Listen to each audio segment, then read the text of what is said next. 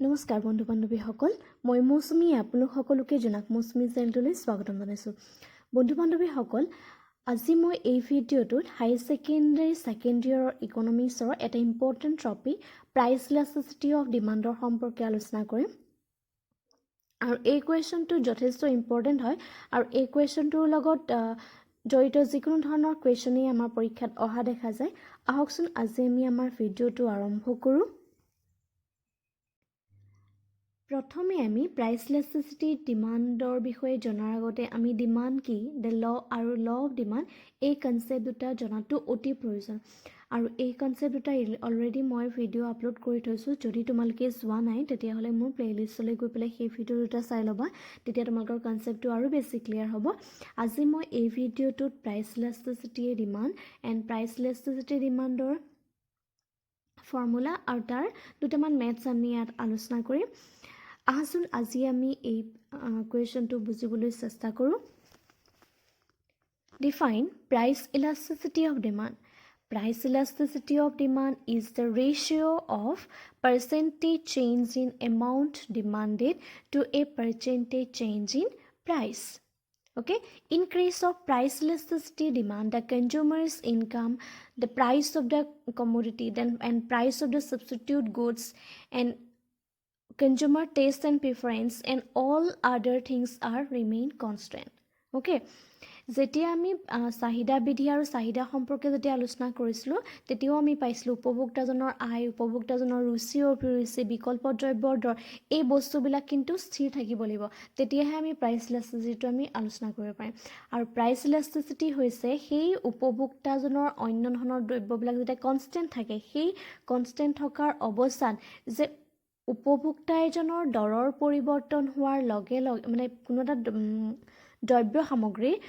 দৰৰ পৰিৱৰ্তন হোৱাৰ লগে লগে চাহিদাৰ যি পৰিৱৰ্তন হয় তাকে আচলতে চাহিদাৰ দৰ স্থিতিস্থাপকতা বা প্ৰাইস ইলাস্টিচিটি দেখুৱায় when price of a commodity increase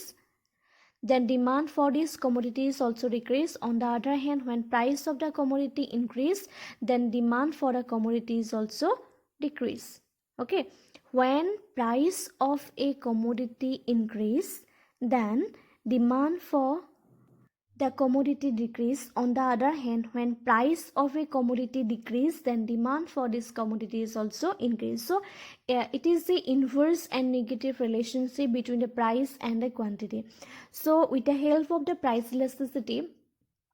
we can show the ratio between the percentage change in demand and percentage change in price so the concept is shown with the help of the following formula price elasticity of ডিমাণ্ডটো আমি এটা ফৰ্মুলাৰ সহায়ত জানিলোঁ একেবাৰে easy হয় অকণমান মন দিবা ঠিক আছে the formula of price elasticity of demand EP means elasticity of demand price elasticity of demand ওপৰত লিখিব লাগিব আমি percentage change in amount demanded আৰু তাৰ লিখিব লাগিব percentage change in price so এইটোৱে আমাৰ ফৰ্মুলা হয় আৰু ইয়াত যোনটো আছে percentage change in demanded percentage change in demanded ঠিক আছে এটোৰ হলনি আমি এটো লিখিছো ঠিক আছে ইয়াত লিখিছো percentage change in demand percentage change q divided by changing q divided by q is it delta মানে ত্ৰিভুজৰ নিচিনা আছে এটো ডেল্টা বুলি কোৱা হয় এটো চেঞ্জিং বুলি আমি পাওঁ changing q divided by q into 100 যেহেতু আমি পার্সেন্টেজত মানে বুজাইছো ন হেকানে আমি 100 দিব লাগিব আৰু q means quantity amount যেটো quantity amount ৰ কথা কৈছে তাৰ মানে ডিমাণ্ডৰ কথা ঠিক আছে তলত লিখিছে চেঞ্জিং p by অকল p ইয়াত চেঞ্জিং p মানে হৈছে যোনটো দৰ সেই দৰটোৰ প্ৰাইচটোৰ কথা বুজোৱা হৈছে আৰু এই 100 টো হৈছে আমাৰ পাৰ্সেন্টেজৰ কাৰণে ঠিক আছে এতিয়া আমি a to 100 আৰু a to 100 ক্যান্সেল কৰি দিলো এতিয়া আমাৰ কি থাকিব changing q divided by q ঠিক আছে যেহেতু এটো হৰণ হৈ আছে ন ওপৰত এটো আছে আমি এনেকেও লিখিব পাৰো মই তোমাক বুজাবৰ কাৰণে প্ৰথমতে এনেকে কৰিছো ঠিক আছে হৰণ কৰি ললো আমি চেঞ্জিং পি বাই অনলি পি তেতিয়া আমাৰ প্ৰথমতে এটা আমি জানো যে আমি যেতিয়া হৰণ কৰোঁ হৰণ কৰিলে হৰণটো যদি এতিয়া এইটো হৰণ আছে নাই সেই হৰণটো যদি আমি পূৰণ কৰি দিওঁ কি হৈ যাব পূৰণ কৰি দিলে সংখ্যাটো উল্টা হৈ যাব এই পিটো ক'লৈ যাব ওপৰে যাব ওপৰত থকা চেঞ্জিং পিটো তললৈ গুচি আহিব গতিকে আল্টিমেটলি ইয়াৰ ফৰ্মুলাটো কি হ'ল চেঞ্জিং কিউ পি ডিভাইড তলত লিখিব লাগিব চেঞ্জিং পিউ কিউ গতিকে এইটোৱে হৈছে আমাৰ প্ৰাইচ ইলাষ্টিচিটি ডিমাণ্ড ওলোৱাৰ ফৰ্মুলা ঠিক আছে আশা কৰিছোঁ তোমালোকে বুজি পাইছা চাগে একেবাৰে সহজ হয় ওপৰত দেখুৱাইছোঁ percentage change in amount demanded সেইকাৰণে আমি চেঞ্জিং কিউ বাই কিউ লিখিছোঁ তলত লিখিছোঁ চেঞ্জিং পি বাই পি 100 100 দুইটা কেঞ্চেল হৈ গ'ল ঠিক আছে তাৰপিছতে আমি কি কৰিলোঁ কেঞ্চেল হোৱাৰ কাৰণে যিহেতু ইয়াতো ওপৰত আছে তলত আছে আমি হৰণ কৰি দিলোঁ ন হৰণ কৰি দিলত কি হ'ল আমাৰ হৰণ চিনটো যদি পূৰণ কৰি দিওঁ তেতিয়া আমাৰ এই সংখ্যাটো কি হৈ যায় উল্টা হৈ গ'লে কি হ'ব ওপৰত যদি আমাৰ ওপৰত কিন্তু কি আছিলে আমাৰ চেঞ্জিং পি আছিলে ন ওপৰত চেঞ্জিং পিটো তললৈ গুচি আহিব আৰু তলত অনলি পিটো ওপৰলৈ গুচি আহিব এইটো হৈছে এটা কথা এইখিনিতে মন দিবা ইয়াত যেটো চেঞ্জিং কিউ আৰু চেঞ্জিং পি বুজাইছে এইটো কিন্তু ইনিশিয়েল প্ৰাইস এণ্ড কোৱান্টিটি নহয় ইয়াৰ ইনিশিয়েল মানে প্ৰাৰম্ভিক অৱস্থাত যোনটো প্ৰাইস থাকিব দা ইনিশিয়েল প্ৰাইস ইজ পি এণ্ড প্ৰাইসটো ইনক্ৰিজে হওক বা ডিক্ৰিজে হওক সেইটো এমাউণ্টটো বুজাবৰ কাৰণে বা কিমান ডিক্ৰিজ হৈছে সেইটো বুজাবৰ কাৰণে আমি চেঞ্জিং পি ইউজ কৰিছোঁ ঠিক আছে আৰু এইটো যোনটো কিউ আছে সেই কিউটো কিমান এমাউণ্ট চেঞ্জ হৈছে সেই চেঞ্জৰ এমাউণ্টটো বুজাবৰ কাৰণে এইটো কিউ ইউজ কৰিছোঁ আৰু ইনিশিয়েল মানে যোনটো ডিমাণ্ড বা কোৱান্টিটি থাকিব সেইটো ইনিশিয়েল ডিমাণ্ড কোৱান্টিটিটো পিয়ে থাকিব এই কথাখিনি মনত ৰাখিবা মানে কোনটোৱে কি বুজে এই পিটো হৈছে চেঞ্জিং প্ৰাইচ কিমান পৰিমাণে প্ৰাইচ চেঞ্জ হৈছে আৰু এই ওপৰৰ পিটো আছে ইনিশিয়েল প্ৰাইচ যিটো প্ৰথম আৰম্ভণিতে যোনটো প্ৰাইচ থাকিব সেই ইনিশিয়েল প্ৰাইচটো বুজায় ঠিক আছে নেক্সট চেঞ্জিং কিউটো হৈছে যে ডিমাণ্ড কিমান পৰিমাণে চেঞ্জ হ'ল ধৰি ললোঁ ইনিশিয়েল ষ্টেজত ডিমাণ্ড আছিলে 22 এণ্ড নেক্সট ডিমাণ্ড ইনক্ৰিজ হ'ল 5 গতিকে নেক্সট যেতিয়া 5 লৈ ইনক্ৰিজ হৈ গ'ল গতিকে আমাৰ চেঞ্জ কিমান হ'ল 3 গতিকে ওপৰত আমি তেনেকৈ সেইখিনি 3 লিখিম আৰু ইনিশিয়েল ষ্টেজত আমি এই যোনটো কিউ আছে সেই কিউটোৰ জেগাত আমি কি লিখিম 2 লিখিম এই মেথছটোৰ সহায় মানে ফৰ্মুলাটোৰ সহায়তে আচলতে আমি মেথছখিনি কৰিব পাৰোঁ একেবাৰে সহজ মেথছ হয় তোমালোকে জাষ্ট ফৰ্মুলাটো মনত ৰাখিবা কিন্তু মানে উল্টা পুল্টা নকৰিবা তলটো ওপৰত ভেটো নকৰিবা একেবাৰে ইজি হয় ফৰ্মুলাটো প্ৰথমতে মনত ৰাখিবা ফৰ্মুলাটো মনত ৰাখিলে মেথছটো একেবাৰে সহজ হয় এতিয়া মই এই ফৰ্মুলাটোৰ সহায়ত কেইটামান তোমালোকক মেথছ বুজাম আশা কৰোঁ তোমালোকে বুজি পাবা আৰু যদি কিবা বুজাত অসুবিধা হয় তেতিয়াহ'লে মোক কমেণ্ট কৰি জনাবা মই তেতিয়া তোমালোকৰ কাৰণে আকৌ দিবলৈ চেষ্টা কৰিম ঠিক আছে First example, the price elasticity of demand of a commodity is RS4 and the percentage change in price RS8. Find out the percentage change in quantity demanded. মানে এটা সামগ্ৰীৰ দৰ স্থিতিস্থাপকতাটো দিয়া আছে 4 আৰু তাৰ যে দৰৰ পৰিৱৰ্তনৰ শতাংশটো 8 এতিয়া আমি উলিয়াব লাগে চাহিদাৰ পৰিৱৰ্তনৰ শতাংশটো উলিয়াব লাগে ফৰ্মুলাটোৰ সহায়ত আমি কৰোঁ আহা কুৱেশ্যনটোৰ সলিউশ্যনটো হৈছে EP means elasticity price elasticity ইয়াত আমি মেইন ফৰ্মুলাটোকে লিখি দিছোঁ চেঞ্জিং কিউ বাই কিউ মানে যেটো পাৰ্চেণ্টেজ চেঞ্জ ইন ডিমাণ্ড আৰু তলত লিখিছোঁ changing P by P 100 percentage change in price 100 and 100 এই দুটা কেঞ্চেল হ'ব ঠিক আছে আমাক কুৱেশ্যনটোত কি দি থোৱা আছে এইটো নোটা লিখি ল'ব লাগিব দেই আমাক কুৱেশ্যনটো দি থোৱা আছে EP price যোনটো আমাৰ প্ৰাইচ ইলাষ্টিচিটি দি থোৱা আছে EP কিমান দি থোৱা আছে আমাক 4 দি থোৱা আছে আৰু আমাক দি থোৱা আছে the percentage change in price মানে changing P by changing P এটো আমাৰ দি থোৱা আছে RS8 আমি এটা কি উলাব লাগে changing Q by Q equal to এটো আমি নাজানো এইখিনি কথা লিখি দিব লাগিব ওকে এইখিনি কথা কিন্তু ওপৰ লিখি দেবা মই লিখিব থাকি গ'ল এইখিনি কথা চাই তোমালোকে প্ৰথমতে ওপৰত লিখি লবা এটো লিখিবলৈ নাপাহৰিবা গিভেন মানে লিখি লবা যে গিভেন দিয়া হৈছে ওকে নাও তা এই ফৰ্মুলাটো লিখি লবা এটো এটা ফৰ্মুলা এই ফৰ্মুলাটোৰ সহায়ত এইখিনি জাস্ট ইয়াত পুট কৰি দিলে হৈ যাব EP আমাক কিমান দিয়া আছে 4 EP জায়গাত কি লিখি দিবা 4 লিখি দিবা ঠিক আছে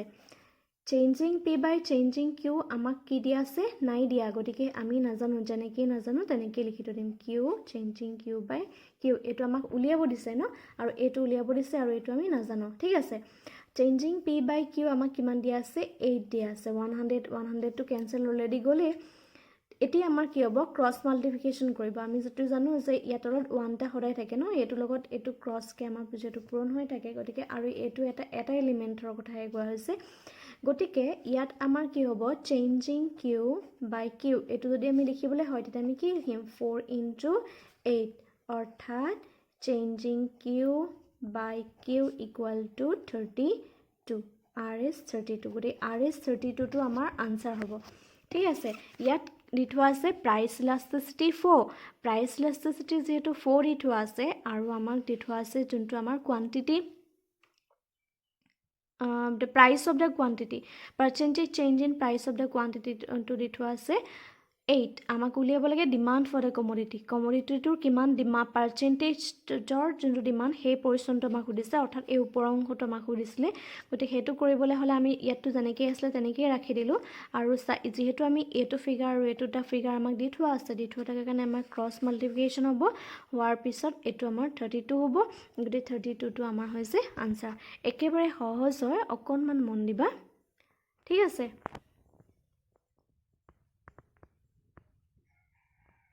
Example 2. A consumer buys 80 units of a good at RS4. When price fall, he buys 100 units and price elasticity of demand EP is -1. Find out the new price. Okay?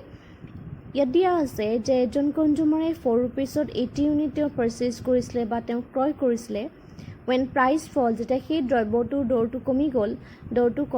কমি যোৱাৰ ফলত তেওঁ 100 ইউনিট তেওঁ পাৰচেজ কৰিব পৰা হ'ল আৰু ইয়াত আমাৰ এটা দি থোৱা আছে যে আমাৰ প্ৰাইস ইলাস্টিসিটিটো দি থোৱা আছে প্ৰাইস ইলাস্টিসিটি অফ ডিমান্ড আমাৰ -1 দি থোৱা আছে এতিয়া আমি নিউ প্ৰাইসটো উলিয়াব লাগে ঠিক আছে একেবাৰে সহজ হয় তোমালোকে কোৱেশ্চনটো স্ক্ৰিনশ্বট কৰি লবা কাৰণ মই ইয়াৰ পিছত উত্তৰটো দি দিছো আৰু কোৱেশ্চনটো স্ক্ৰিনশ্বট কৰি লবা এতিয়া আমি চাওঁ given আমাক দি থোৱা আছে the initial price কিমান দি থোৱা আছে আমাক কৈছিলে যে কনজিউমাৰ জনে 4 rupeesত তেওঁ 80 ইউনিট ক্ৰয় কৰিব পাৰে so the initial price টো বা প্ৰাৰম্ভিক যোনটো দৰ হেতু আমি P1 বুলি ধৰিব লাগিব here the P1 is 4 unit okay and P2 কিমান P2 আমাক উলিয়াব দিছে আৰু এই P2 আমি কি উলিয়াব দিয়ে এই প্ৰাইসটো আমি নাজানো ন আৰু এই P2 নাজানিলে আমি চেঞ্জিং P নাজানো গতিকে হেটা আমি এটি নাজানাকে আছো ঠিক আছে নেক্সট এটো সাইডে তোমালকে উলিয়াই লবা Q1 initial quantity কিমান আছিল আমাৰ 80 units and when price fall the amount of quantity increase 80 to 100 আৰু price টো কমি যোৱাৰ লগে লগে কি হৈ গল 80 পৰা 100 লৈকে quantity টো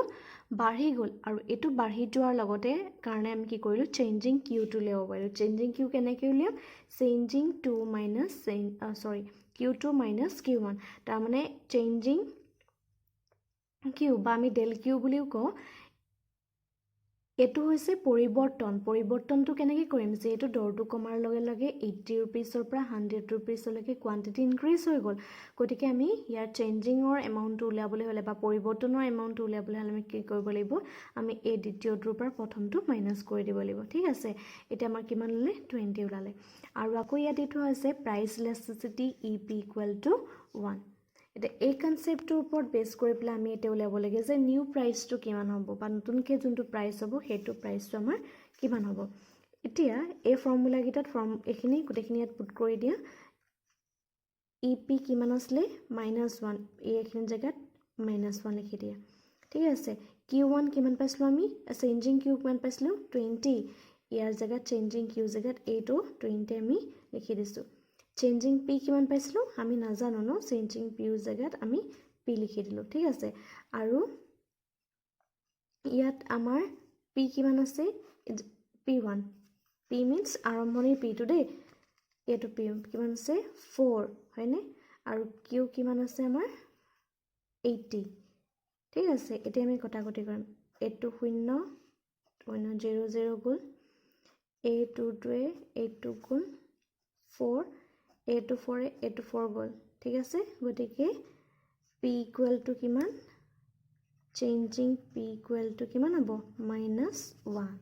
চেঞ্জিং পি ইকুৱেল টু আমাৰ -1 এতিয়া চেঞ্জিং পি ইকুৱেল টু যদি আমি -1 হয় তেতিয়াহ'লে আমি পিটো কেনেকৈ উলিয়াম পিটো আমি কেনেকৈ উলিয়াব পাৰিম মই এইখিনিতে কৈ দিছোঁ ঠিক আছে চেঞ্জিং পিটো উলিয়াবলৈ হ'লে আমি কি কৰোঁ Q2 মাইনাছ আমি P1 কৰোঁ ন ইয়াত আমাৰ চাবা চেঞ্জিং পি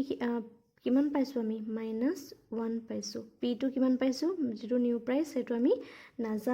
নাজানো কাৰণে পিটো জেগাত পিটোৱে লিখি দিলোঁ ইনিচিয়েল প্ৰাইচ কিমান আছিলে আমাৰ 4 আছিলে হয়নে ঠিক আছে এতিয়া আমি কি কৰিম আমাৰ যোনটো নতুন প্ৰাইচ সেই নতুন প্ৰাইচটো উলিয়াব লাগে নতুন প্ৰাইচটো আমি কেনেকৈ উলিয়াব পাৰিম এতিয়া আমি ধৰি ল'লোঁ এইটো -1 আছে এই 4টো এপিনে আনিলোঁ +4 হৈ যাব -4টো +4 হৈ যাব পিটো থাকিব গতিকে এইখিনি থাকিব এপিনে +4 এপিনে -4 গতিকে 3 ইকুৱেল টু P2 গতিকে নতুন প্ৰাইচটো কি হ'ব নিউ প্ৰাইচ চ' 3 নিউ প্ৰাইচটো হৈছে 3 মানে প্ৰাইচটো 4ৰ পৰা 3লৈকে কমি আহিলে গতিকে একেবাৰে সহজ মেথছ হয় মন দিবা অকণমান